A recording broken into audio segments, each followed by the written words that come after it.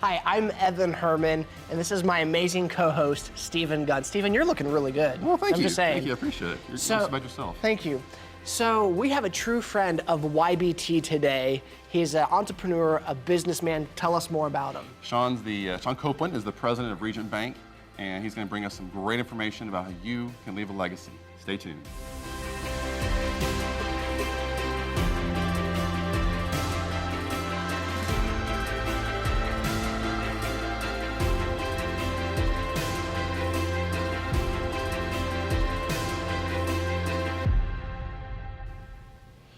Well, Sean, let's start here. If you would you give us just kind of a quick recap of the story, your story with Regent Bank? Sure. I'd be happy to, and thank you guys so much for having me. Yeah. So I was raised on a farm in Beggs, Oklahoma. No. And exactly, we raised cattle. And frankly, I was going to go back to work on the ranch, and it didn't work out financially. And so I ended up in a career in banking. And I was very fortunate. I went to work for a bank in Oklahoma City, got really over-promoted in my career into senior positions really early. And when I was 34 years old, I got a phone call from a friend of mine named B.C. Lee, who is a big ORU. We're here on the ORU campus, big ORU graduate, loved Tulsa. And he was a third-generation owner of Regent Bank in Nowata, Oklahoma. And the bank had been struggling. It had been having difficult times. And a good friend of mine had been his prior president of the bank. JP was his name, and JP decided to take another position. So my friend called me to see if I knew of anyone to replace him. And just during that conversation, for whatever reason, I felt led that my friend BC should do something else. It wasn't his passion, it wasn't what he enjoyed, it was really more of an obligation being the third generation owner. And so I just made the comment when we were visiting, I said, BC, have you ever considered selling the bank and doing something that you're passionate about? He said, no, we can't do that. It's been in our family since the 1940s. It's part of our legacy. I just don't think that we can sell the bank. So I said, no problem. I said, if I think of someone that would be good for your president role, I'll call you. About 2 weeks later, he called me back. We went to lunch at Mimi's near 71st and Memorial, sat down, and he said, I talked to my sister. I think that we should sell the bank. We've been praying about it, and we want to sell it to you. Wow. And that's literally how it happened. And so I then had to talk to my wife, Right. who is, I tend to be a little more entrepreneurial. She's a little bit more conservative. And so I kind of broached the subject with her, much to my shock. She said, absolutely, we should do that. I know that you're ready. I think you'll do great. And so to make a long story short, we signed a contract in the fall of 2007. I resigned from another bank where I was serving as president, and I was unemployed. We started raising the money for the bank, and literally one phone call at a time. The purchase price was $11.5 million, and we needed another $4 million. Right? Yeah. It was nothing at all. all. A lot. It was a lot.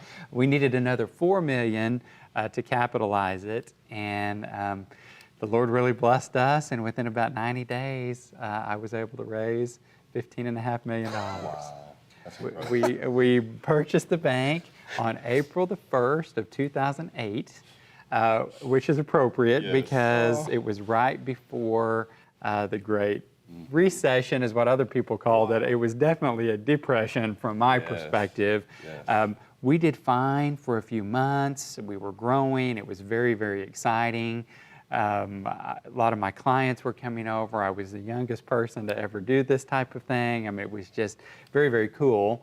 And the fall of 2008, suddenly the economy caught up with us. And everything, as you'll recall, just came to a freezing halt.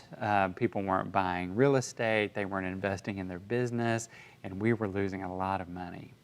So we got into the spring of 2009, and I didn't know whether or not we were going to make it. And honestly, I had a miracle that occurred in February of 2009. I was in church. I was on the front row of our little community church that we attend, and the band was singing the song Healer. And they were saying, I believe you're my healer. I believe you're more than enough for me. And in my mind, I was saying the words, I was singing the words, but in my mind, I was thinking, I'm not really feeling a lot of healing. We're about to go under. Yeah. I'm about to go bankrupt. My 80 investors are all going to lose their money. So it was a very, very scary time. As we are singing, I hear the words, do you believe I am your healer? To the point that I turn around thinking that someone is talking to me, and there is no one there. Wow. And I lost it. And right there in this little church service, I fell on my knees. I just told God, I give up. I can't do this anymore. I'd been working 20 hours a day for 10 months. I was actually skinny. It was such a stressful time. And I basically just said, if you're going to save us, it's going to have to be you. Right. Let's pause right there. That's a great place. We're going to take a break. I want to hear more about that. This is an amazing story. You don't want to miss it. We'll be right back.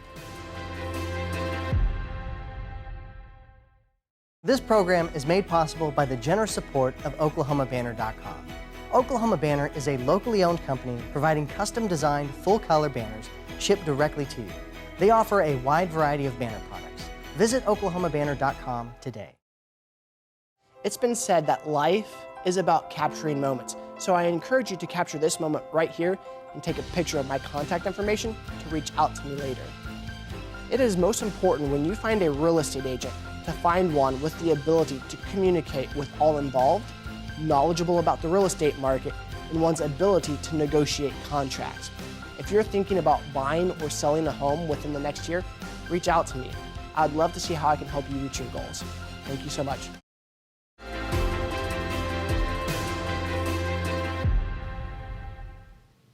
We're back with Sean Kouplen. Sean, you were just sharing the story about how you acquired the bank and the miracle that God does. Finish the story for us.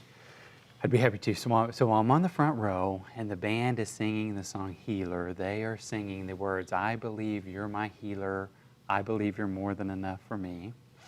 I am singing the songs, but I'm not really feeling that because things aren't going really great in my life at the time. And I hear the words, do you believe I am your healer? Just as clearly as I am talking to you, to the point that I look around, there is no one there, and I know that I really for the first time in my life have heard directly from God.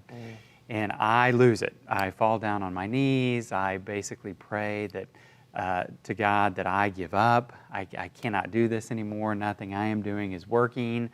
Things are getting worse by the day, and if He is going to save me, our bank, these jobs, the investors' money, etc., it's going to have to be a miracle from Him. So this is on Sunday. So on Tuesday, I'm back up at our bank in Nowata. We've since opened a bank in Tulsa, but I'm at the one in Nowata, and our board secretary and investor relations person, we all wore about 5 hats back then, she is walking out the door with a stack of letters from me to our shareholders that basically says, I'm so sorry, this has been a terrible investment. I had no idea we were going into the Great Recession, but if we don't raise $3 million within 30 days, we are finished. And my assumption, because what happens in banks is your capital ratio, if it goes too low, the regulators can shut you down. So we won't get into all that, but we had to have the money. I didn't think there was any way we would get the money because everyone's struggling. Everyone's petrified. Stock market's gone from 14,000 to 6,000. Home equities disappeared, etc. And I'm sure they're thinking, well, I don't want to put good money after bad, in this deal. So she's walking out the door, and our receptionist, who's to my left, answers the phone and says, Sean, you have a phone call from the U.S. Treasury Department. And I think, well, this is all she wrote. That's a phone you want to take. Right. I think they've seen our numbers, and this is not going to be good. So I tell Sandy, I say, hey, Sandy, don't take those letters. I think that it may be too late. I walk back behind the receptionist desk, pick up the phone. The lady on the other end says, my name's Lisa Taylor from the U.S. Treasury Department.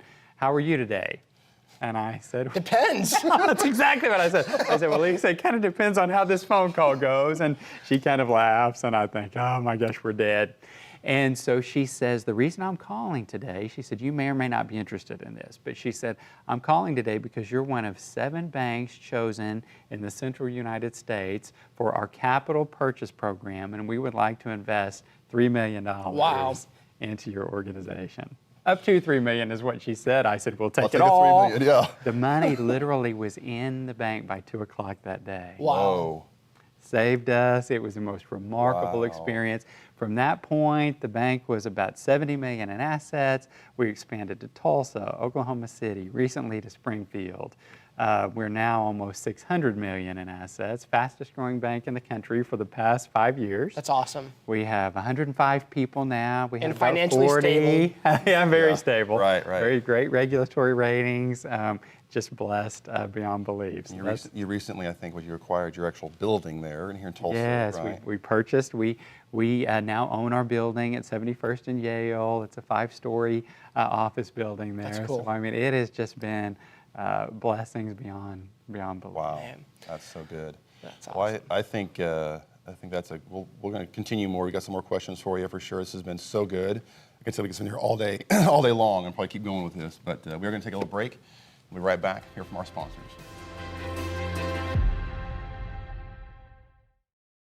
Hi, my name is Matt Moore, president of the Young Businessmen of Tulsa. I pray that this program is a blessing to you and that it inspires you to grow in both your business and personal life. Did you know that many people, both young and old, hold a mentality that their success is all about them, when in reality, we know that our success is dependent on how well we can serve and meet the needs of others.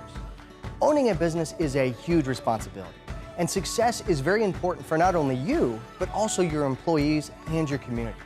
If our community is going to continue to thrive, we need to be proactive in promoting a business community that's focused on being excellent stewards in all areas of life so we can create lasting legacies. Today, we have a fantastic opportunity in front of us that could really take our city and community to the next level. Each program we air has the potential to reach over 1 million households. But in order to do this, we need to reach an extra $1,600 in monthly reoccurring giving. YBT is looking for 2 types of partners, those who can pledge $9 a month and those who can pledge $19 a month. Not only will we continue to share our Christ-centered message, but in order to keep with the spirit of YBT, a portion of each monthly pledge that you give will benefit our monthly Pay It Forward projects in order to help give back to our city. If you decide to pledge $19 a month, we will have your name scroll at the bottom of the screen on each program as a proud supporter. Every pledge is a tax-deductible donation. Will you help me make a bigger difference in our city? YBT has a track record of creating better leaders, and we have raised well over $145,000 for community projects since our conception. Join us as a co-producer as we take this message and program across the airwaves. Help us steward a message that will literally change people's lives forever. To make your pledge, please visit www.patreon.com/YBT.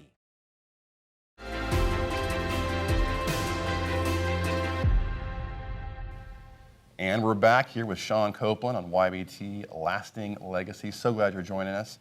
Well, Sean, let's talk a little bit about the. You have kind of a culture of mentorship that you kind of breed and grow within your bank and life. So, if you would just kind of share a little bit how's that worked with the bank productivity, and then maybe even life in general, just applying it there. Well, I was a mentor to our university president at OSU, and he really changed my life and taught me some wonderful life lessons about how everyone is important. He made me feel very important at a time when I really wasn't very important in anybody's book. And so mentorship is something I'm very, very passionate about. We have a mentor program we recently rolled out within the bank where our senior officers all mentor. It's up to them, but typically 2 or 3 of our more junior employees. We spend at least an hour together a month. It can be lunch. One of mine is a happy hour hangout with one of the guys, and it's awesome. And we try to help them in any way we can, personally, professionally, and very, very cool. I have a couple of mentors outside of the bank that I spend time with that I really enjoy, and they're young, they have young families, they're going through what I view as really the toughest part of life, and so it's nice to be able to speak into their life and give them a little bit of perspective as well. And over the years, I've had a number of mentor groups. Ironically, I don't think it's ironic, I think it's the Lord talking to me, but this morning I had a young man reach out to me, and he's about the 10th in the last 2 weeks to ask if we could do a mastermind group and all get together. And I think that'd be a good way. The challenge is scaling it, because you only have so much time, but it is definitely a passion of mine. So how would, we have an audience, and typically we reach out to business communities as well as people that want personal growth. So how does that relate to an individual who's sitting there on the couch or the lazy boy recliner and like, all right, I want that, but what do I do to get it? That's a great question. What's their step? That's a great question. Here is my experience. When you ask people to mentor you, they are honored by that, and they will almost always do that. Right. I think the step is that simple. Find someone in your life. If you don't know of anyone that really fits the bill, ask your friends, family, if they know of someone. My grandpa told me a long time ago, he said, it's really easy to be successful, Sean. All you got to do is find somebody that is where you want to go and do what they did. And we don't have to reinvent this life over and over and over. People can bring us tremendous wisdom. And so my personal opinion would be to just ask. The story that I told in our earlier segments about the bank, one of the things I didn't say was a mentor named Gordon Greer, who's from my hometown and who is a very successful banker, gave me some moral support and advice through the darkest days of those times that really got me through. So mentors have been a very important part of my life. Right. That's good. Now, didn't you wrote kind of I guess just briefly, talk about the book. You wrote a book about kind of that, like culture, that lifestyle. Yes. So I've written 3 books, and they're really just based upon things that I feel like I have learned that I just would love to share with others. Yeah. And the most recent one is called The Abundance Mentality. Yes. And the abundance mentality came about because of a friendship that I had, and Steve and ours is very similar to this, with an individual who was pursuing me, wanted to get to know me, wanted to spend time, and I assumed that they were selling something.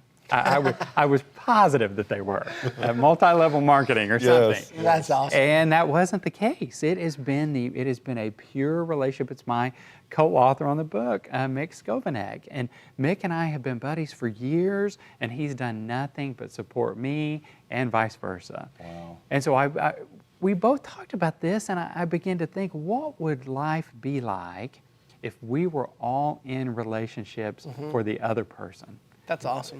What if I was just really in it to help you guys and you to help me, and none of us have ulterior motives? And so that's really what it's about. It's a story about a mentor-protege relationship that's based upon helping each other. We'll put information up on the website afterwards so people can check that out and see that book, because I love it personally. So thank you. Well, let's take another break, and we'll be back with another word from our sponsors.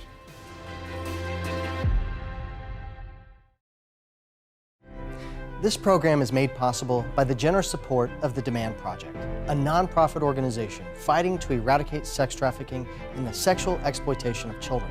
To find out how you can help, please visit thedemandproject.org today.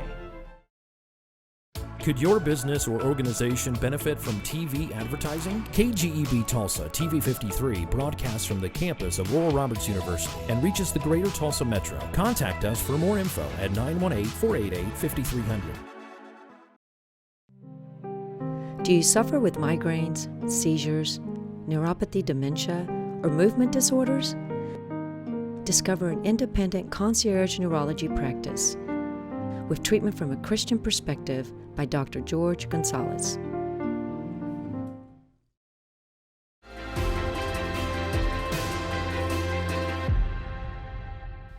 We're back with Sean Kouplen. Sean, I got a question for you. Talking about mentorship, Christian leadership, how has that influenced your community at the bank, as well as how can it influence others? Sure. Well, to continue on the story, right? Yeah. This would fit perfectly. So, my mentor, professionally, Gordon Greer, when I was at the lowest of the low, this was prior to the miraculous saving of the bank. Right. Things looked very dark. I called him and asked if he would go to breakfast with me, and he did. He always would, anytime I needed to talk. And I'll never forget, I walked in and he was remarking about how horrible I looked, and I said, well, I feel twice as bad as I look. And That's funny. so I basically told him what I was dealing with, and I told him, I said, you know, Gordon, I'm having a difficult time functioning. I mean, I'm having a hard time getting out of bed during the day because I know every day just seems to get worse and worse and worse. And he gave me this advice that I would love to share, and it was that he had gone through a very similar experience in the 1980s when the oil bust and interest rates skyrocketed, and it was just terrible. And he said that what he would do is he would get up in the morning and he'd have his breakfast, and on his way out the door, he said there was an oval mirror just to the right of the door that led to his garage, and he would look in that mirror every morning and he would say, Gordon, do the best you can do today. And he would go to work and he would get cursed and sued and hit and, slandered, etc. Right. And when he came back home, he said he would look back in that same mirror and ask himself, did you do the best you could do? And if the answer was yes, that is all he could do. He couldn't control how other people treated him, circumstances around him. And when he told me that, it really helped me through. I thought, well, I can do that. I may not be able to, determine whether or not I'm going to be in an orange jumpsuit on the side of the street or in bankruptcy court, but I can at least do the best that I can do each and every day. So, real quickly, I want to say something to our audience, because you're saying something, I want to just dig into that a little bit deeper. For people who want mentorship and to grow in their life, he said something very key. You can't control what happens to you, your situations, your circumstances, but you can control your response, which is exactly what he gave you the advice. You can control your response by doing your best. So take that as a side note, that you can't control your situations, your environment, but you can control the way that you react to those. So I just wanted to drive that point in a little bit further. And that's the beauty of mentorship. So back to your original question, on both ends, it is so valuable. I mean, I think that it impacts the mentor in a wonderful way. It gives you energy. We're meant to sow into each other. We're in God's will when we are doing that. Clearly, it helps the protege by getting great advice and helping them not make those same mistakes. So I think it's just a win-win all the way around. Right. That is awesome. Good. So if I'm somebody who's mid-career, right? And that's what you just said, I think, could apply for somebody who's mid-career, in-career, just out of college, and it's so crucial. But is there any kind of just quick first steps to try to make that shift in thinking? Like, is the mirror trick the way to do it, or is there anything else you'd expand on that maybe? I'm a big believer in setting goals. I think that it's very important. I certainly think they should be prayerful goals so that we are making sure. I think it's very important to follow God's voice in your life. I think that many times when we struggle, it's because we're on our own out here and we're not really on the path that was designed for us by Him. And I'll give you a really great example. About 2 years ago, I began to get this feeling that we needed to start a devotional. And I fought it. And I talked to my team about it. They said, you can't do that. You'll get sued. I worked at a place where the guy prayed, and now he's in jail, or whatever. That's not really what they said. Right. It was almost that bad. Exaggeration, but it felt like they were in jail. It did feel like they were in jail, emotional jail. Yeah. And so I pushed through. The calling did not go away. We started with 7 people around a boardroom table. This morning we had over 20,000 callers Wow. into this devotional in That's 34 amazing. different states, and it's all him. When you hear That's the great. devotional, you'll hear how average my sharing is, but it is remarkable what you can do. And then again, back to that point, I think setting goals for ourselves that are in line with God's will, listening to His voice, and doing our very best, always Right. doing our best. I think everything works out in the Yeah. long run. Well, we need to take one more break. We're going to come back and just wrap up this whole amazing time. So we appreciate it. We'll be right back. Are you looking to feel and look your best? Every suit I wear is brought to you by Suit Connection. And right now, they have a 3-suit special for $299.99 with 3 free ties. Search for them on Facebook, Suit Connection Tulsa, or stop by at 61st and Sheridan. Are you looking for a different kind of fellowship? Come join us for our monthly luncheons on the second Monday of every month. Our luncheon is open to anyone, and we meet at Tiamo's, which is located in Tulsa at 61st and Sheridan. Every month, we host a speaker who is either a local business tycoon or successful leader. To be notified of future events, please text the word YBT 411 to 99000 or visit us at www.ybtok.com.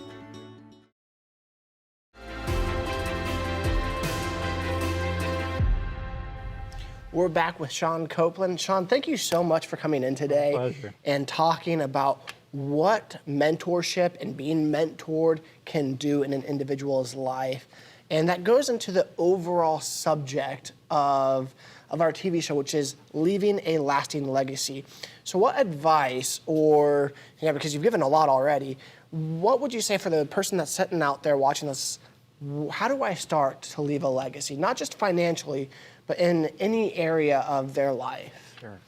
So Jim Halligan, the president at OSU, changed my life when we were at a dinner one night. I said that I was thinking about going into a career in banking. He knew someone that was in banking, and he helped me get an internship. He didn't have to do that. I couldn't benefit him in any way. So I would just say the more we can focus on others as opposed to ourselves, the bigger impact we are going to have. That's awesome. That's really good. Well, thank you again so much for coming today and teaching us about just what it means to be a good mentee and also to be a mentor. And your example in your bank and how it's affecting the world and the community around you. Quickly before we go, I've had the pleasure of meeting Sean at many different types of events. Now, you guys have a much better relationship than you and I do, because you and I are acquaintances. But I've seen you in so many different facets pouring into people's lives: business, political, work, church, so many different events. And I think that's a big takeaway, is that you can be who you are and mentor people in every area of your life. So I just want to say thank you for being a shining example of that and coming on our show today. Thank you very much. Thank you, guys. Well, guys, thanks so much for joining Lasting Legacies by YBT. Tune in next time, and you can go to ybtok.com for more information. Have a great day.